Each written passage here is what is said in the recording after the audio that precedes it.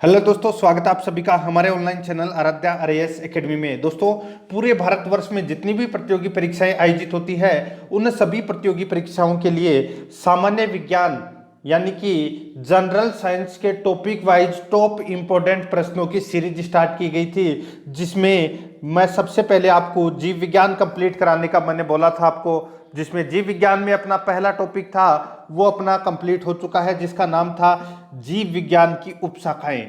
आज अपना इसमें दूसरा नंबर का टॉपिक आता है जैव विकास, और जैव विकास से संबंधित आज मैं आपके लिए टॉप 20 प्रश्न लेके आया हूं जो आपकी प्रतियोगी परीक्षा से संबंधित बहुत ही ज्यादा महत्वपूर्ण है। और इसमें सिर्फ वो ही प्रश्न शामिल किए गए हैं जो परीक्षा में बार बार पूछे गए हैं, इसलिए इन प्रश्नों को रट लेना और आराध्या आरएएस एकेडमी के यूट्यूब चैनल को सब्सक्राइब जरूर करना, बेल आइकन को दबाना, वीडियो को लाइक और अपने दोस्तों के पास में शेयर जरूर करना। तो चलिए दोस्तों, शुरू करते हैं। पहला प्रश्न इसमें देखिए, वर्तमान प्रमाण के अनुसार पृथ्वी पर जीव का उद्गम हुआ है लगभग। देखिए, बीपीएससी प्री 1995 में यह प्रश्न पूछा जा चुका है। वर्तमान प्रमाण के अनुसार पृथ्वी पर जीव का उद्गम हुआ है लगभग। तो दोस्तों, इसका राइट आंसर क्या हो जाएगा? वो है दोस्तों, देखिए, इकाई, दहाई, सैकड़ा, हजार, 10,000, लाख, 10 लाख, करोड़, 10 करोड़ और अरब, यानी कि 2 अरब वर्ष पूर्व दोस्तों पृथ्वी पर जीव का उद्गम हुआ था। तो इसका राइट आंसर हो जाएगा 2 अरब वर्ष पूर्व। ठीक है, याद रखना है आपको।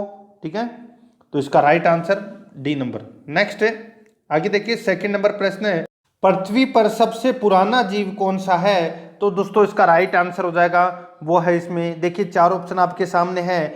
यूपीपीसीएस मेंस में यह परीक्षा में यह प्रश्न पूछा जा चुका है, पृथ्वी पर सबसे पुराना जीव कौन सा है? तो इसका बिल्कुल सही उत्तर हो जाएगा वो है नील हरित शैवाल। नील हरित शैवाल ये दोस्तों सबसे पुराना जीव है पृथ्वी पर। देखिए, ये ऐसे प्रथम जीव हैं जिन्होंने सूर्य के प्रकाश एवं जल के प्रयोग से भोजन का निर्माण करना प्रारंभ किया, और इस प्रक्रिया से उत्पन्न हुई ऑक्सीजन गैस वायुमंडल में फैलने लगी और जीवों का विकास हुआ, और जीवों के विकास में ये सहायक भी हुई। ठीक है, तो इसका राइट आंसर हो जाएगा ए नंबर का ऑप्शन सही उत्तर। आगे देखिए, 3 नंबर का प्रश्न है, डार्विन द्वारा प्रस्तुत प्राकृतिक वर्णवाद निम्न में से किस पर आधारित है? डार्विन द्वारा प्रस्तुत प्राकृतिक वर्णवाद निम्न में से किस पर आधारित है? तो इसका राइट आंसर हो जाएगा दोस्तों वो है इसमें किस पर आधारित है? तो देखिए, ओवर प्रोडक्शन, स्ट्रगल फॉर एग्जिस्टेशन स्टेंस, ठीक है, and variations, survival of the fittest. तो दोस्तों, इसका राइट आंसर क्या हो जाएगा? वो है इसका बिल्कुल सही उत्तर उपरोक्त सभी हो जाएगा, डी नंबर ऑप्शन सही उत्तर। देखिए, 1997 में यह प्रश्न पूछा जा चुका है। देखिए, चार्ल्स डार्विन, ये जो डार्विन दे रखा है, ठीक है, इनका पूरा नाम है चार्ल्स डार्विन। ये इंग्लैंड के जैव विकासविद थे, इन्होंने डार्विनवाद प्रस्तुत किया था, ये भी आपको इसमें याद रखना है। और डार्विनवाद को ही प्राकृतिक वर्णवाद कहते हैं। ठीक है, ये भी आपको इसमें याद रखना है। और दोस्तों, डार्विनवाद की विस्तृत व्याख्या है वो इनकी पुस्तक प्राकृतिक चुनाव द्वारा जातियों की उत्पत्ति में छपी हुई है, ये भी आपको इसमें याद रखना है। आगे देखिए, इसमें 4 नंबर का प्रश्न है। देखिए, सबसे पहले मैं आपको जीव विज्ञान है वो पूरी करवाऊंगा, उसके बाद में भौतिक विज्ञान कंप्लीट करवाऊंगा। ठीक है, तो टॉपिक वाइज चलेंगे अपन। चौथा नंबर का प्रश्न है, पुस्तक दी ओरिजिन ऑफ स्पीशीज किसने लिखी है? पुस्तक दी ओरिजिन ऑफ स्पीशीज किसने लिखी? तो इसका राइट आंसर हो जाएगा, ये लिखी थी दोस्तों किसने? डार्विन ने। ठीक है, डी नंबर का ऑप्शन सही उत्तर हो जाएगा। ठीक है, याद रखना। और ये मैंने अभी आपको बताया था इंग्लैंड के जैव विकासविद थे। ठीक है, देखिए, प्रश्न 2019 में पूछा जा चुका है। नेक्स्ट है, विकासविद का सिद्धांत किसने प्रतिपादित किया? विकासवाद का सिद्धांत है वो किसने प्रतिपादित किया? तो ये किया दोस्तों डार्विन ने। किसने? डार्विन ने। बी नंबर का ऑप्शन बिल्कुल सही उत्तर हो जाएगा, डार्विन। देखिए, चार्ल्स डार्विन का मत था कि प्रकृति क्रमिक परिवर्तन द्वारा अपना विकास करती है और विकासवाद कहलाने वाला यही सिद्धांत आधुनिक जीव विज्ञान की नींव बनाता है। ठीक है, देखिए 2010 में ये प्रश्न पूछा जा चुका है, राइट आंसर डार्विन हो जाएगा। आगे देखिए, जैव विकास को सर्वप्रथम किसने समझाया? जैव विकास को सर्वप्रथम किसने समझाया? तो ये समझाया दोस्तों किसने? लेमार्क ने। किसने? लेमार्क ने समझाया जैव विकास को सर्वप्रथम। देखिए यहाँ पे दोस्तों जैव विकास को किसने समझाया? तो लेमार्क ने। दोस्तों इसे ही लेमार्क का सिद्धांत कहते हैं। ठीक है, तो इसका right answer D number option सही उत्तर हो जाएगा। आगे देखिए, विकास के उत्परिवर्तन सिद्धांत का प्रतिपादन किया था। विकास के उत्परिवर्तन सिद्धांत का प्रतिपादन किया था, तो दोस्तों ये किसने किया था? तो ये किया था दोस्तों किसने? होगो डी ब्रिज ने। होगो डी ब्रिज ने दोस्तों विकास के उत्परिवर्तन सिद्धांत का प्रतिपादन किया था। 2005 में ये प्रश्न पूछा जा चुका है, तो इसका right answer D number option बिल्कुल सही उत्तर। नेक्स्ट है, आगे देखिए, सूची फर्स्ट और सूची सेकंड दे रखा है दोस्तों, सुमेलित करना है। ठीक है, देखिए यहाँ पे उत्परिवर्तन का सिद्धांत है वो किसने दिया? तो दोस्तों उत्परिवर्तन का जो सिद्धांत है वो किसने दिया? तो ये दिया था दोस्तों डी ब्रिज ने। डी ब्रिज ने। और विकास का सिद्धांत है, ये मैंने आपको थोड़ी देर पहले ही बताया था दोस्तों, विकास का जो सिद्धांत है वो डार्विन ने दिया था। किसने? डार्विन ने। एक जीन एक एंजाइम की परिकल्पना, एक जीन एक एंजाइम की परिकल्पना, ये दोस्तों ये सिद्धांत है, ये किसने दिया था? तो ये दिया था दोस्तों किसने? बीडल और टेटम ने। बीडल और टेटम ने। और ओपेरोन अवधारणा है, ये दोस्तों किसने दी थी? तो ये दी थी जेकब और मोनोड ने। जेकब और मोनोड ने। तो इसका राइट आंसर हो जाएगा वो है दोस्तों इसमें कौन सा? इसका बिल्कुल सही उत्तर है 4312। 4312 इसका बिल्कुल सही उत्तर हो जाएगा। तो यहाँ पे देखिए बी नंबर ऑप्शन सही उत्तर। आगे देखिए, विकास का मुख्य कारक है। तो दोस्तों विकास का जो मुख्य कारक है वो क्या है? तो इसका मुख्य कारक है वो है दोस्तों प्राकृतिक वर्ण। क्या है? प्राकृतिक वर्ण। तो इसका डी नंबर ऑप्शन सही उत्तर हो जाएगा। ठीक है, आगे देखिए, इसमें 10 नंबर प्रश्न है, जैव विकास के संदर्भ में सांपों के अंगों का लोप होने को स्पष्ट किया जाता है। जैव विकास के संदर्भ में सांपों में अंगों का लोप होने को स्पष्ट किया जाता है। तो दोस्तों इसका राइट आंसर हो जाएगा वो है दोस्तों अंगों का उपयोग तथा अनुपयोग किए जाने से। अंगों का उपयोग तथा अनुपयोग किए जाने से इसका राइट आंसर हो जाएगा ए नंबर का ऑप्शन बिल्कुल सही उत्तर हो जाएगा। ठीक है, देखिए फ्रांसीसी जैव वैज्ञानिक लेमार्क के अनुसार परिवर्तन शरीर के उपयोग तथा अनुपयोग के कारण होते हैं। ठीक है, बदलते वातावरण में जीवधारी नई आवश्यकताओं की पूर्ति हेतु अपने कुछ अंगों का अधिक प्रयोग करते हैं, जबकि कुछ अंगों का कम, जिसके कारण अधिक प्रयोग किए जाने वाले अंग सुदृढ़ और सुविकसित हो जाते हैं। ठीक है, तो इसका right answer A number option बिल्कुल सही उत्तर। 2002 में यह प्रश्न पूछा जा चुका है आईएएस में। आगे देखिए, भारत की विशाल वन्य बिल्लियों में किसके बारे में कहा जाता है कि वह हाल ही में विलुप्त हो गई है? तो दोस्तों भारत की विशाल वन्य बिल्लियों के बारे में कहा जाता है कि वह हाल ही में ही विलुप्त हो गई, तो वो कौन सी है?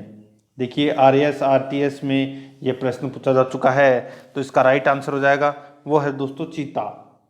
ए नंबर का ऑप्शन बिल्कुल सही उत्तर हो जाएगा। देखिए चीता ही वह अकेला पशु है जो भारत में विलुप्त घोषित किया गया है। ठीक है, तो इसका right answer A number option हो जाएगा। आगे देखिए, आधुनिक मनुष्य के हाल का पूर्वज है। आधुनिक मनुष्य के हाल का पूर्वज है तो वो कौन है? तो वो है दोस्तों इसमें क्रो-मैग्नोन मानुस। क्रो-मैग्नोन मानुस, ये दोस्तों इसका राइट आंसर हो जाएगा। ठीक है, देखिए क्रो-मैग्नोन मानुस को यानी कि मनुष्य को आधुनिक वैज्ञानिक यानी कि वर्तमान मानव होमो सेपियंस का अंतिम सीधा पूर्वज और आधुनिक मानव की एक उपजाति होमोसोपियंस फोसिल्स को मानते हैं। ठीक है, ये आपको इसमें याद रखना है। तो इसका right answer B number option हो जाएगा। 1994 में यह प्रश्न पूछा जा चुका है। आगे देखिए, शब्द डेनिसोवन कभी कभी समाचार माध्यमों में किस संदर्भ में आता है? शब्द आता है एक जिसका नाम है डेनिसोवन, कभी कभी समाचार माध्यमों में किस संदर्भ में आता है? तो ये आता है दोस्तों एक आदि मानव जाति स्पीशीज के रूप में, एक आदि मानव जाति के रूप में। ठीक है, तो इसका राइट आंसर बी नंबर का ऑप्शन सही उत्तर हो जाएगा। जो ये डेनिसोवन है, ये दोस्तों एक आदि मानव प्रजाति थी जो यूरेशिया के जंगलों में लगभग 1.5 से 2 लाख वर्ष पूर्व निवास करती थी। पहली बार वर्ष 2010 में साइबेरिया की गुफाओं में दोस्तों प्रांतों में जो प्राप्त अस्थि अवशेषों से इनकी पहचान हुई है। ये भी आपको इसमें याद रखना है। तो इसका right answer B number option हो जाएगा। आगे देखिए, इसमें आर्कियोप्टेरिक्स है, तो दोस्तों ये क्या है? तो इसका राइट आंसर हो जाएगा ये दोस्तों जुरासिक युग का सर्वपुरातन पक्षी है। जुरासिक युग का सर्वपुरातन पक्षी, ए नंबर का ऑप्शन बिल्कुल सही उत्तर हो जाएगा इसका। ठीक है, आगे देखिए दोस्तों, इसमें 15 नंबर का प्रश्न है, आर्कियोप्टेरिक्स किन वर्गों के प्राणियों के बीच की योजक कड़ी है? तो इसका राइट आंसर क्या हो जाएगा? तो वो है दोस्तों, इसमें देखिए आर्कियोप्टेरिक्स जुरासिक युग का एक सर्वपुरातन पक्षी था जिसके जीवाश्म लगभग 15 करोड़ वर्ष पुरानी जुरासिक चट्टानों से मिले हैं। ठीक है, यह सरीसृपों तथा पक्षियों के बीच का संयोजक तंतु है। तो इसका राइट आंसर बी नंबर का ऑप्शन हो जाएगा, सरीसृप व पक्षी के बीच की योजक कड़ी है आर्कियोप्टेरिक्स। तो इसका बी नंबर ऑप्शन सही उत्तर हो जाएगा। देखिए, आरएस में प्रश्न पूछा जा चुका है। आगे देखिए, मेमथ पूर्वज हैं तो किसके पूर्वज हैं? तो ये पूर्वज हैं दोस्तों किसके? तो ये हाथी के पूर्वज हैं। ठीक है, तो इस यानी कि इसमें डी नंबर का ऑप्शन सही उत्तर हो जाएगा। ठीक है, मेमथ प्रजाति वर्तमान समय में विलुप्त है, यह हाथी का पूर्वज माना जाता है। ये आपको इसमें याद रखना है, डी नंबर ऑप्शन सही उत्तर। आगे देखिए, डायनासोर थे। अब जो यहाँ पे डायनासोर दे रखा है, ये डायनासोर क्या है? तो देखिए, डायनासोर विशालकाय सरीसृप थे जो कि मध्यजीवी या मेसोजोइक महाकाय युग में थे। ठीक है, तो इसका राइट आंसर क्या हो जाएगा, ये आपको इसमें याद रखना है। तो देखिए, मेसोजोइक पक्षी। ठीक है, तो इसका राइट आंसर बी नंबर का ऑप्शन बिल्कुल सही उत्तर हो जाएगा। ठीक है, तो इसमें बी नंबर ऑप्शन सही उत्तर हो जाएगा। देखिए, 2 बार प्रश्न पूछा जा चुका है ये। आगे देखिए, डायनासोर रहे तो दोस्तों कौन से युग में रहे डायनासोर? तो मैंने अभी आपको बताया था दोस्तों, मेसोजोइक युग में डायनासोर रहे थे। तो इसका राइट आंसर सी नंबर का ऑप्शन बिल्कुल सही उत्तर हो जाएगा। आगे देखिए, जीवों के विकास यानी कि इवोल्यूशन के संदर्भ में निम्नलिखित में से कौन सा अनुक्रम सही है? तो कौन सा अनुक्रम इसमें सही है वो अपने को बताना है। तो देखिए, सैलामेंडर, अजगर, कंगारू, तो इसका सी नंबर ऑप्शन बिल्कुल सही उत्तर हो जाएगा। IAS प्री 2009 में ये प्रश्न पूछा जा चुका है। ठीक है, देखिए, सैलामेंडर का विकास काल है वो सबसे पहले लगभग 360 मिलियन वर्ष पूर्व है, तथा कंगारू का सबसे बाद में लगभग 145 मिलियन वर्ष पूर्व का है। तो इसका राइट आंसर हो जाएगा इसमें सी नंबर का ऑप्शन, सैलामेंडर, अजगर और कंगारू। तो दोस्तों, ये आज अपना जो टॉपिक था वो अपना समाप्त हो चुका है, जिसका नाम था जैव विकास। ठीक है, और कल अपना जो टॉपिक आएगा वो उसका नाम होगा दोस्तों वार्गिकी, क्या होगा, वार्गिकी। और वार्गिकी से संबंधित दोस्तों अपन है वो कम से कम 50 प्रश्न तो करेंगे ही। कल अपना तीसरा नंबर का चैप्टर रहेगा जीव विज्ञान के अंदर, तो इसलिए आराध्या आरएस एकेडमी के साथ में बने रहिए। चैनल को सब्सक्राइब जरूर करें, बेल आइकन को दबाएं, वीडियो को लाइक और अपने दोस्तों के पास में शेयर जरूर करें। मिलते हैं दोस्तों नेक्स्ट वीडियो में। जय हिंद, जय भारत।